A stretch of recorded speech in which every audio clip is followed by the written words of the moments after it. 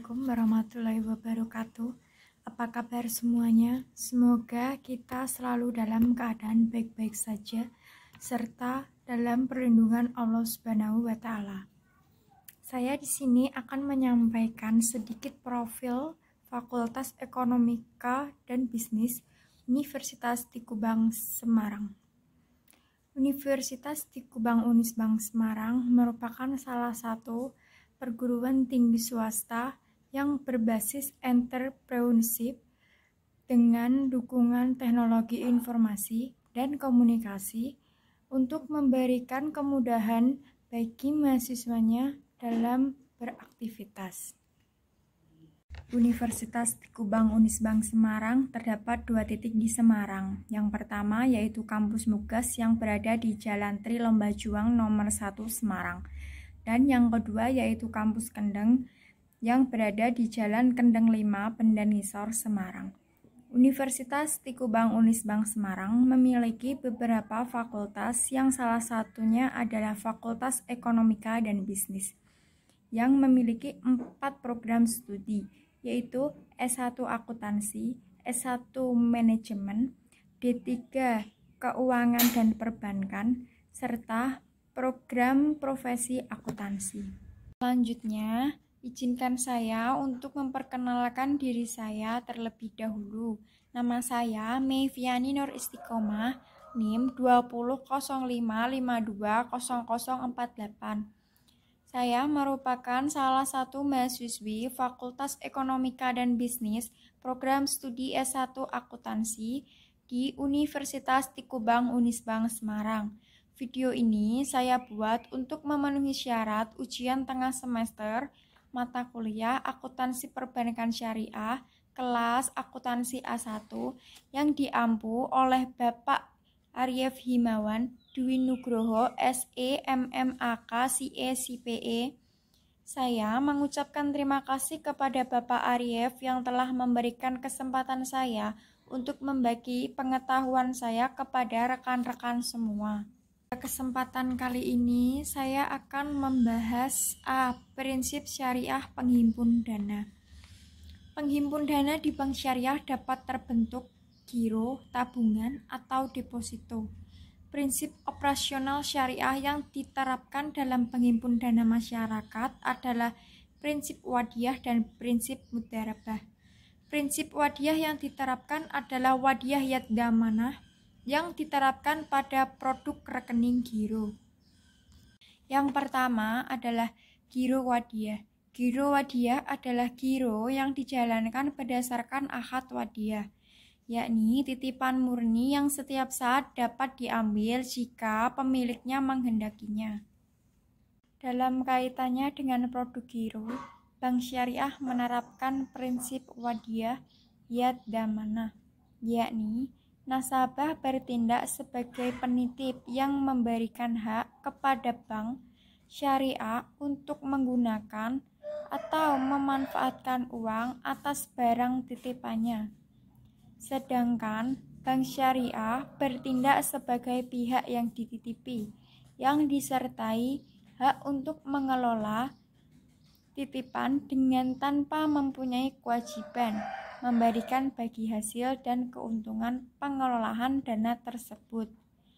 Namun demikian, bank syariah diperkenankan memberikan insentif berupa bonus dengan catatan tidak disyaratkan pada sebelumnya. Berikut adalah ketentuan umum giro berdasarkan wadiyah adalah 1.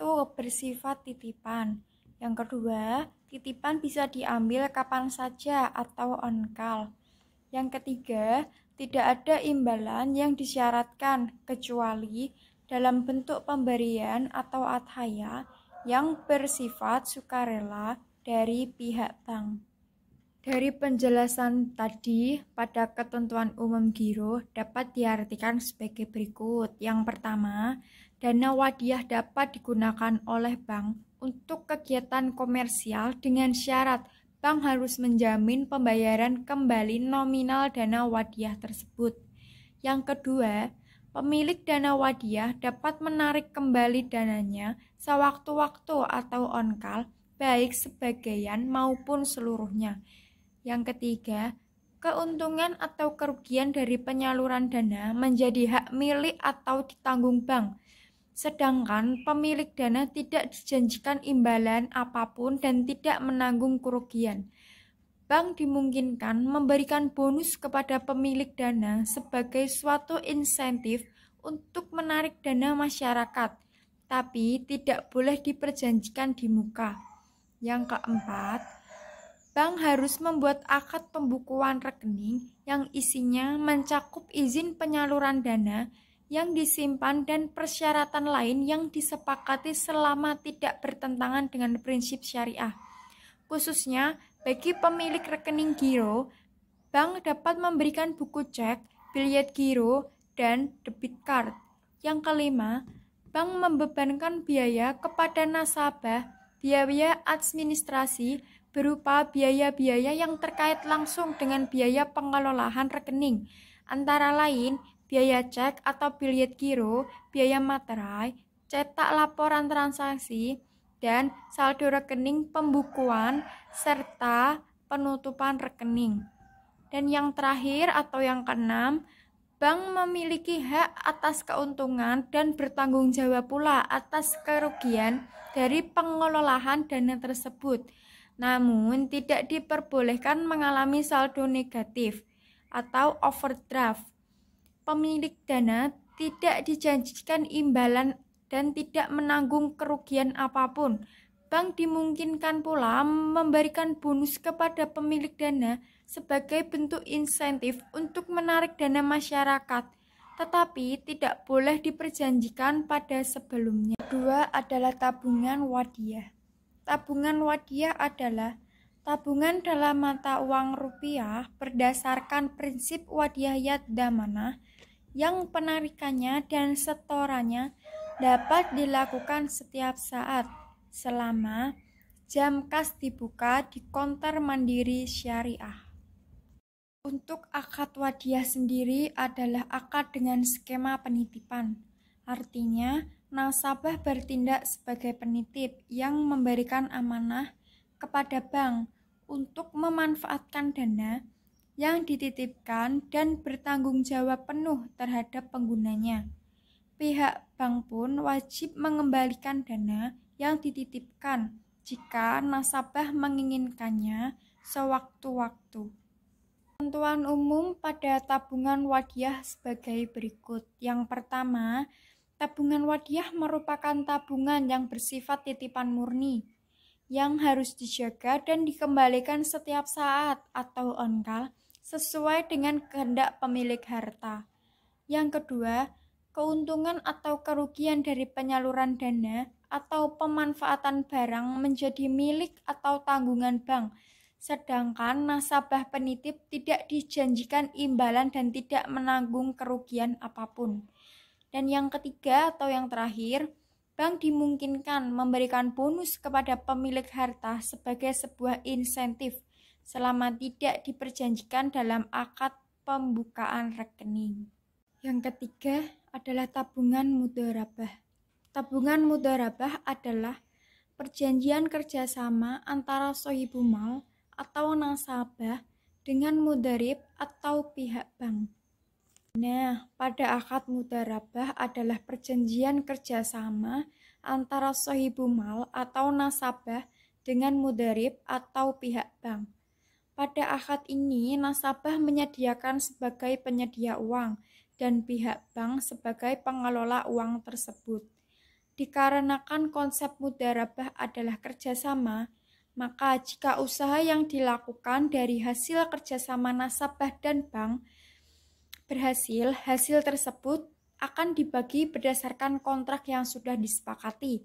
Apabila usaha yang dijalankan bangkrut dan disebabkan oleh pihak bank, maka pihak bank harus bertanggung jawab atas kerugiannya dan nasabah tetap mendapatkan seluruh uangnya. Sedangkan jika kebangkrutan terjadi akibat kelalaian nasabah, maka tanggung jawab harus dipikul oleh nasabah. Berikut perbedaan tabungan wadiah dengan tabungan mudharabah. Yang pertama, tabungan wadiyah adalah jenis tabungan yang tujuan utamanya adalah untuk menyimpan dana. Sedangkan tabungan mudharabah adalah jenis tabungan dengan tujuan utamanya adalah ingin berinvestasi, sehingga di akhir bulan nasabah akan mendapatkan tambahan uang, yaitu berupa bonus yang diberikan oleh bank. Berikut adalah contoh tabungan akad wadiyah. Yang pertama, tabungan impian BRI Syariah IB dengan setoran awal Rp50.000. Yang kedua, tabungan Mega Syariah Rencana IB dengan setoran awal Rp100.000. Yang ketiga, tabungan utama pensiun IB Bank Mega Syariah dengan setoran awal Rp20.000. Dan yang terakhir atau yang keempat, tabungan simpatik BSM dengan setoran awal Rp30.000. Dan berikut contoh tabungan akad mudharabah. Yang pertama, BSM tabungan berencana. Yang kedua, Danamon Syariah IB. Yang ketiga, tabungan IB Hasanah Mudharabah BNI Syariah. Dan yang terakhir atau yang keempat, tabungan IB Mapan Kim Niaga Syariah. Yang keempat, deposito mudharabah adalah produk simpanan dari lembaga keuangan syariah dalam jangka waktu tertentu dengan menggunakan prinsip bagi hasil atau mudharabah mutolaqoh. Transaksi produk deposito mudharabah menggunakan akad bagi hasil mudharabah, yaitu akad kerjasama usaha antara pihak pertama itu nasabah atau sahibumal, pemilik dana, dan bank atau mudharib sebagai pengelola dana. Besaran bagi hasil atau nisbah dalam deposito mudharabah ini ditentukan berdasarkan kesepakatan masing-masing pihak yang melakukan akad atau kontrak. Jadi, bisa dibilang besaran nisbah ini adalah hasil tawar-menawar yang dilakukan antara nasabah dengan bank. Meskipun begitu, tidak tertutup kemungkinan bank sudah memiliki besaran nisbah yang disesuaikan dengan jangka waktu tertentu. Dalam sistem mudharabah ini, jika pengelolaan dana menghasilkan keuntungan akan dibagi dua antara pihak bank dan nasabah. Sayangnya, jika investasi tersebut merugi, hanya nasabahlah atau sahibumal saja yang akan menanggungnya.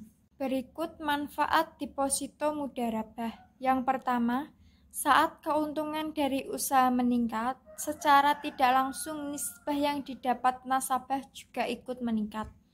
Yang kedua, bank tidak wajib membayar bagi hasil secara tetap seperti pemberlakuan bunga di bank konvensional. Nisbah deposito mudharabah disesuaikan dengan pendapatan atau hasil usaha bank. Dan yang terakhir atau yang ketiga, usaha yang dijalankan bank sesuai syariah dan halal. Berikut kelebihan dan kekurangan deposito mudharabah.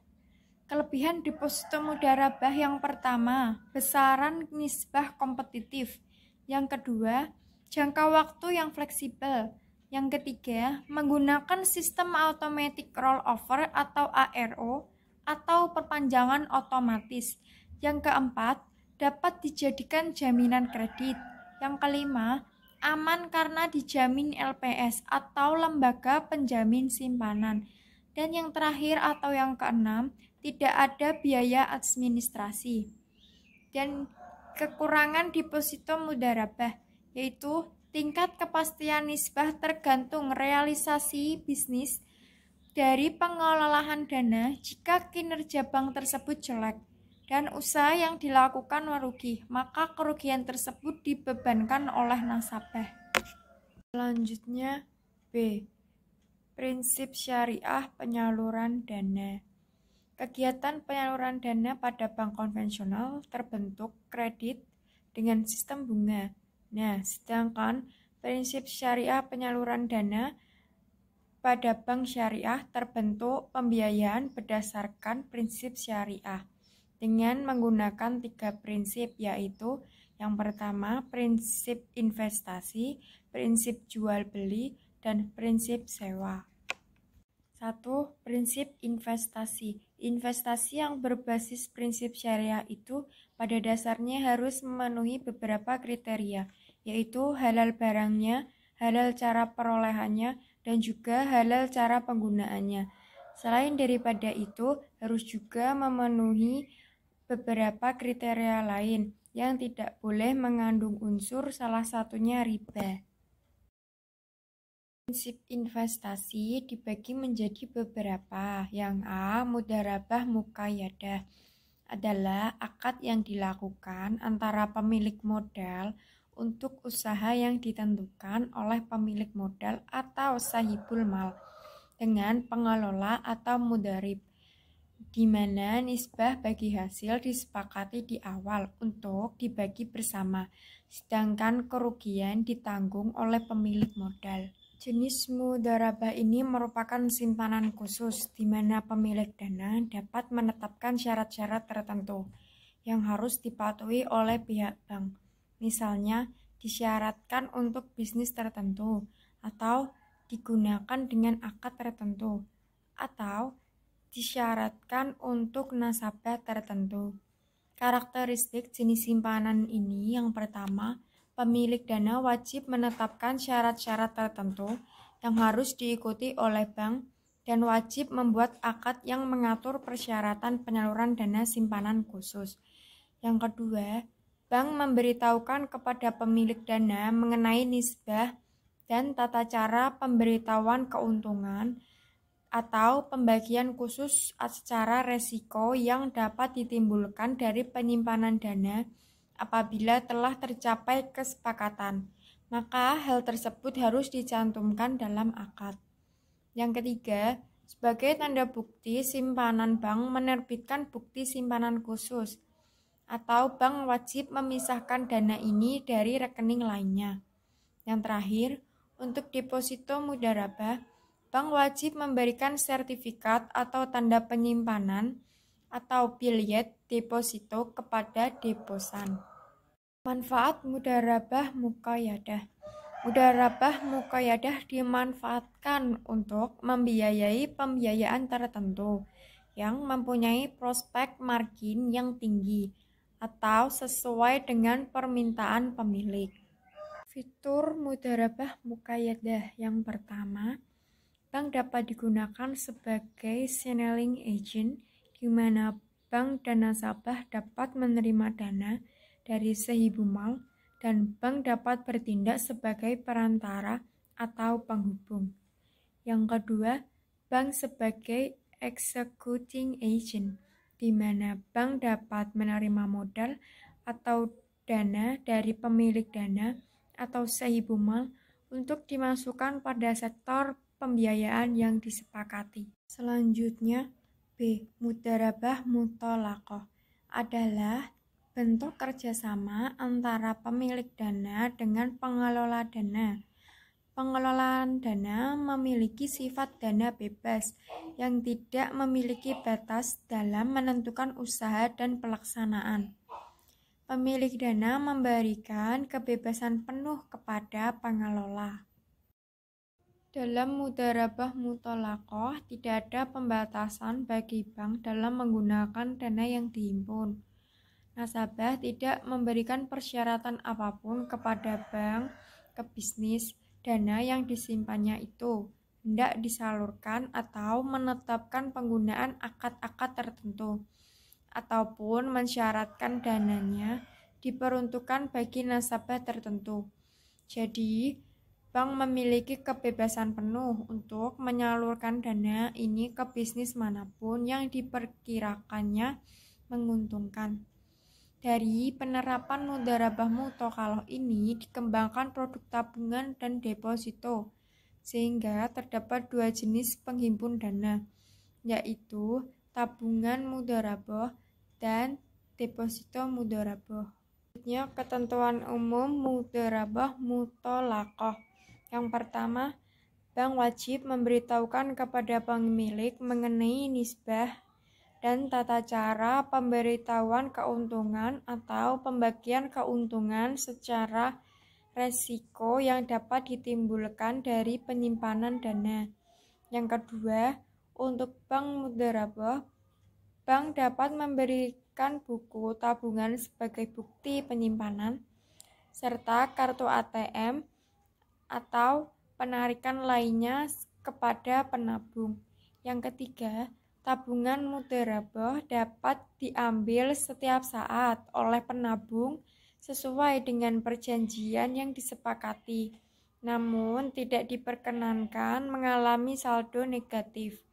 Yang keempat, deposito mudharabah hanya dapat dicairkan sesuai dengan jangka waktu yang telah disepakati. Dan yang kelima, ketentuan-ketentuan lain yang berkaitan dengan tabungan dan deposito tetap berlaku sepanjang tidak bertentangan dengan prinsip syariah. Selanjutnya, C. Mudharabah mustarakah adalah salah satu bentuk akad mudharabah yang dimana pengelola atau mudharib turut menyertakan modal atau dananya dalam kerjasama investasi. Diperlukan karena mengandung unsur kemudahan dalam pengelolanya serta dapat memberikan manfaat yang lebih besar bagi para pihak.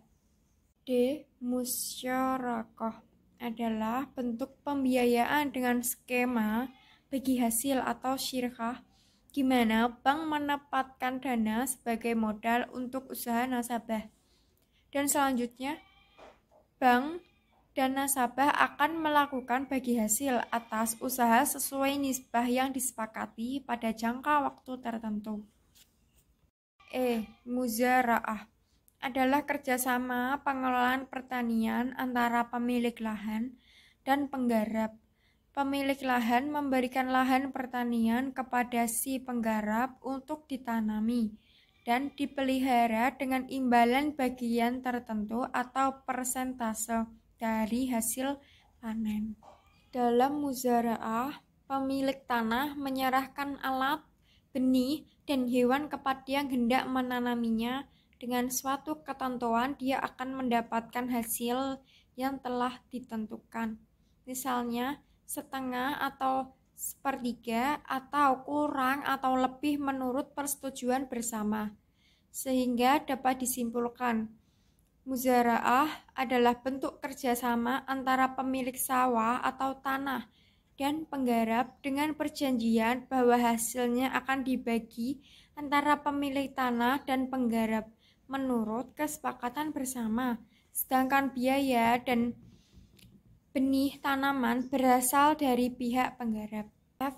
Musakoh adalah bentuk yang lebih sederhana dari muzara'ah, di mana si penggarap hanya bertanggung jawab atas penyiraman dan pemeliharaan. Sebagai imbalan, si penggarap berhak atas nisbah tertentu dari hasil panen. Hikmah dari persyaratan akad musakoh adalah berbagi sarana mencukupi kebutuhan antara dua orang yang berakad. Sebagian orang ada yang memiliki kebun dan sudah ditanami pohon. Namun karena faktor kesibukan atau karena luasnya area perkebunan, sehingga tidak mampu merawat dan mengelolanya sendiri, maka ia melakukan akad musakoh. Ia mengajak petani penggarap sebagai pihak lain untuk mengelola dan merawat tanaman. Namun, penggarap tidak punya tanah sendiri. Hasil panen kemudian dibagi berdua antara dua orang yang berakad tersebut. Seberapa besar bagian masing-masing tergantung pada kesepakatan yang dibuat antara keduanya.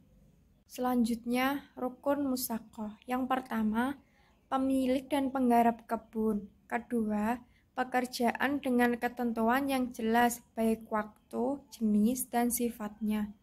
Yang ketiga, hasil yang diperoleh berupa buah, daun, kayu, atau yang lainnya. Buah hendaknya ditentukan bagian masing-masing atau yang punya kebun dan tukang kebun. Misalnya, 1/2, 1/3, atau berapa saja, asalkan berdasarkan kesepakatan keduanya pada waktu akad. Persamaan dan perbedaan antara muzzaroh dan musaqqah. Adapun persamaan dan perbedaan antara musaqqah, muzzaroh, dan muqabarah, yaitu persamaannya adalah keduanya merupakan akad perjanjian. Sedangkan perbedaannya adalah di mana musaqqah tanaman sudah ada tetapi memerlukan tenaga kerja yang memeliharanya. Di dalam muzzaroh tanaman di tanah belum ada, tanahnya masih harus digarap dulu oleh penggarapnya, namun benihnya dari petani atau orang yang menggarapnya. Yang kedua, prinsip jual beli. Prinsip jual beli dilaksanakan sehubungan dengan adanya pemindahan kepemilikan barang atau benda. Tingkat keuntungan bank ditentukan di depan menjadi bagian harga atas barang yang dijual. Berikut yang termasuk prinsip jual beli. 1. Murabahah adalah akad jual beli suatu barang di mana penjual menyebutkan harga jual yang terdiri atas harga pokok dan tingkat keuntungan tertentu atas barang di mana harga jual tersebut disetujui oleh pembeli. Murabah berasal dari kata ribhu atau keuntungan, adalah transaksi jual beli di mana bank menyebut jumlah keuntungannya. Bank bertindak sebagai penjual, sementara nasabah sebagai pembeli. Harga jual adalah harga beli bank dari pemasok ditambah keuntungan atau margin. Berikut adalah gambar skema pembiayaan murabah yang dapat diartikan kedua belah pihak harus menyepakati harga jual dan jangka waktu pembayaran. Harga jual dicantumkan dalam akad jual beli dan jika telah disepakati tidak dapat berubah selama berlakunya akad. Dalam perbankan murabah selalu dilakukan dengan cara pembayaran cicilan. Dalam transaksi ini, barang diserahkan segera setelah akad, sementara pembayaran dilakukan secara tangguh atau cicilan. Kedua, yaitu salam. Salam adalah akad jual beli barang pesanan di antara pembeli dengan penjual. Spesifikasi dan harga barang pesanan harus sudah disepakati di awal akad, sedangkan pembayaran dilakukan di muka secara penuh. Berikut ketentuan umum pembiayaan salam. Yang pertama, pembelian hasil produksi harus diketahui spesifikasinya secara jelas seperti jenis, macam, ukuran, mutu, dan jumlahnya. Misalnya, jual beli 100 kilo mangga harum manis kualitas A dengan harga 5.000 per kilo akan diserahkan pada panen 2 bulan mendatang. Yang kedua, apabila hasil produksi yang diterima cacat atau tidak sesuai akad, maka nasabah atau produsen harus bertanggung jawab dengan cara antara lain mengambilkan dana yang telah diterimanya atau mengganti barang yang sesuai dengan pesanannya. Dan yang terakhir, mengingat bank tidak menjadikan barang yang dibeli atau dipesannya sebagai persediaan atau inventory, maka dimungkinkan bagi bank untuk melakukan akad salam kepada pihak ketiga atau pembeli kedua, seperti bulog, pedagang pasar induk, atau rekanan. Mekanismenya seperti ini disebut sebagai paralel salam. Ketiga, istisna adalah akad jual beli dalam bentuk pemesanan pembuatan barang tertentu dengan kriteria dan persyaratan tertentu yang disepakati antara pesanan atau pembeli atau mustashin dan penjual atau pembuat atau sani. Istisna menyerupai produk salam, tapi dalam istisna pembayarannya dapat dilakukan oleh bank dalam beberapa kali pembayaran. Skim istishana dalam bank syariah umumnya diaplikasikan pada pembiayaan manufaktur dan konstruksi.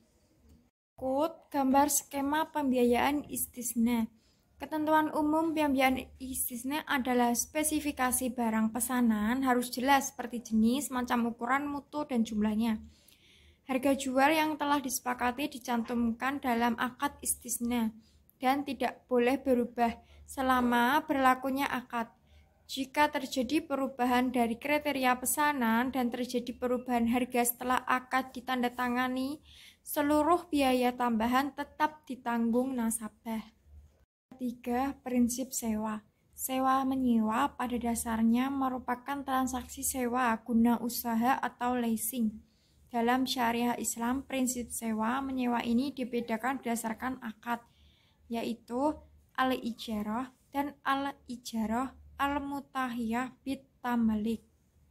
Berikut pengertian ijarah. A. Ijarah merupakan akad pemindahan hak guna atau manfaat atas suatu barang dalam waktu tertentu dengan pembiayaan sewa atau ujarah tanpa diikuti dengan pemindahan kepemilikan atas barang tersebut.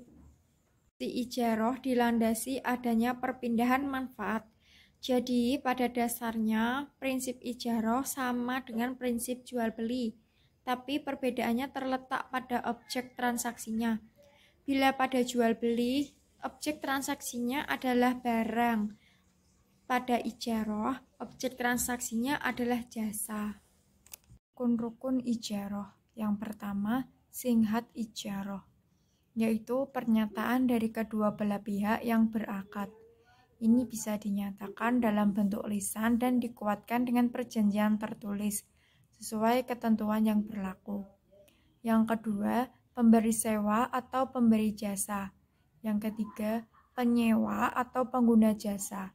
Yang keempat, objek akad ijarah yang berupa manfaat, barang atau manfaat jasa.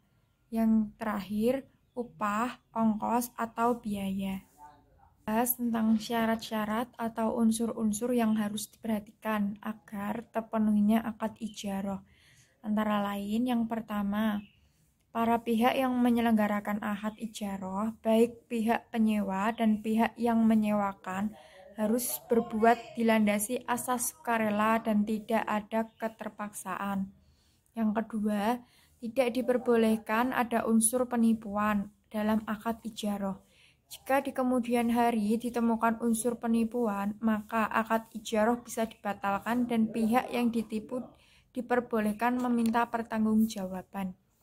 Yang ketiga, objek yang akadnya harus terwujud, berbentuk dan sesuai realitas. Misalnya, barang model seperti bangunan, rumah, kantor, ruko, dan lain-lainnya. Barang produksi seperti mesin dan alat berat, barang transportasi seperti mobil dan sepeda motor. Yang keempat, manfaat objek ijarah harus sesuatu yang bersifat mubah atau diperbolehkan, bukan sesuatu yang diharamkan. Manfaat ini juga harus dikenali dengan jelas dan spesifik, sehingga tidak diperbolehkan misalnya menyewa pohon untuk diambil buahnya, atau mata air untuk diambil airnya, karena bukan manfaatnya yang diambil, melainkan bendanya. Dan yang terakhir, atau yang kelima, pemberian upah atau imbalan dalam transaksi ijarah harus berupa sesuatu yang bernilai dan praktiknya berupa mata uang yang berlaku. Berikut adalah gambar skema pembiayaan ijarah.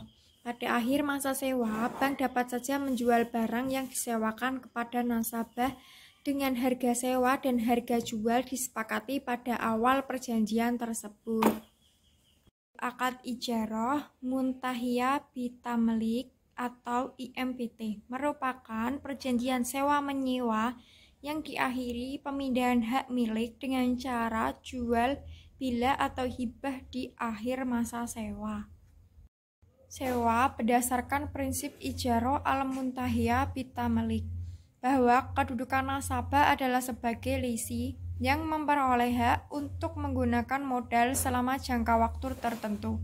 Sedangkan bank syariah adalah sebagai lessor, yaitu pemilik barang modal. Jadi ada pemindahan hak milik dari bank kepada nasabah. Rukun ijarah muntahiyah bitamlik atau IMBT. Yang pertama, orang yang berakad atau penyewa. Yang kedua, sewa atau imbalan atau harga sewa. Yang ketiga, manfaat objek sewa. Yang keempat, singhat atau ijab dan qabul. Berikutnya adalah syarat ijarah muntahiyah bitamlik. Yang pertama, IMBT harus disepakati ketika akad ijarah ditandatangani dan kesepakatannya tersebut wajib dituangkan dalam akad ijarah.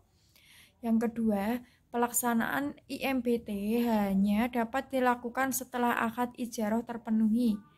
Dan yang ketiga, bank wajib mengalihkan kepemilikan barang sewa kepada nasabah berdasarkan hibah pada akhir periode perjanjian sewa.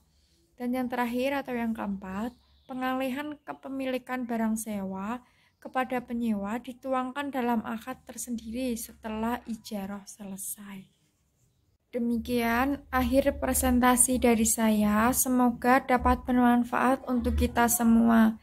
Terima kasih atas perhatiannya. Kurang lebihnya saya mohon maaf. Wassalamualaikum warahmatullahi wabarakatuh.